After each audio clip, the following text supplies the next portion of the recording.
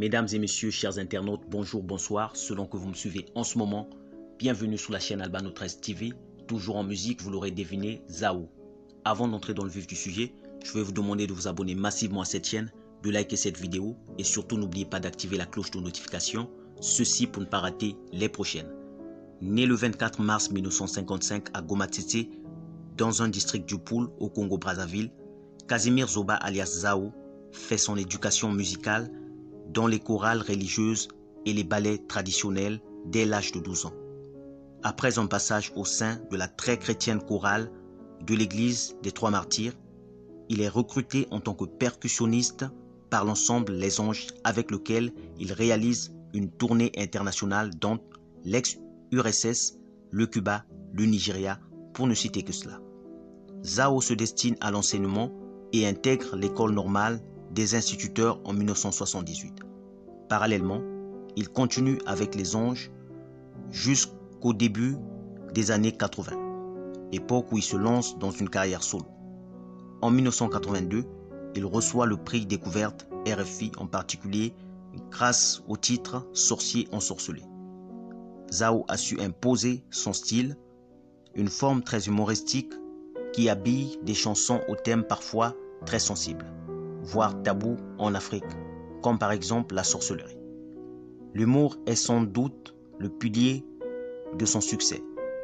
Dans la foulée, il remporte le prix de la meilleure chanson au Festival des musiques d'Afrique centrale en 1983. Cette fois-ci, c'est la chanson Corbillard qui marque le jury de par son thème inhabituel. Ce succès séduit le label français Barclay qui signe Zao l'année suivante. Un tout premier album sort sous l'intitulé Ancien combattant, titre éponyme qui devient un des plus grands succès du chanteur avec son premier tube. Ce premier album mène tout naturellement Zao vers Paris pour faire découvrir sa musique au public international. En 1985, il est invité au festival Nord-Sud près de Paris. L'année suivante, il sort son deuxième album intitulé Soulard et joue dans de nombreux petits clubs parisiens.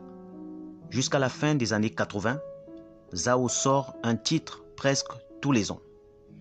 En 1988, c'est Moustique qui renferme le titre Apartheid, texte qui fustige à la façon Zao le régime ségrégationniste sud-africain de l'époque. Puis, en 1989, on retrouve son humour dévastateur avec l'album Patron. Fort de son succès, Zao devient à la fois producteur et se consacre en particulier à la musique traditionnelle de son pays. Au tout début des années 90, il produit un célèbre joueur de Sanza, Feu Antoine Mondanda, paix à son âme. Zao a toujours égayé son public après de nombreux voyages sur de nombreuses scènes du monde, parmi lesquelles le Bataclan de Paris. Plus tard, en 1993, il remixe les titres Ancien combattant et Moustique dans un album intitulé Zao. En 2000, il sort un nouvel album intitulé Renaissance. En 2006, il revient avec l'album Aiguille, dans lequel il propose des titres comme Mon enfant, Elle a deux diables, Je t'aime, pour ne citer que cela. Mesdames et messieurs, chers internautes, c'était là l'histoire du grand Casimir Zoba alias Zao. Si vous avez aimé cette vidéo, n'oubliez pas de la partager. Merci et à très bientôt.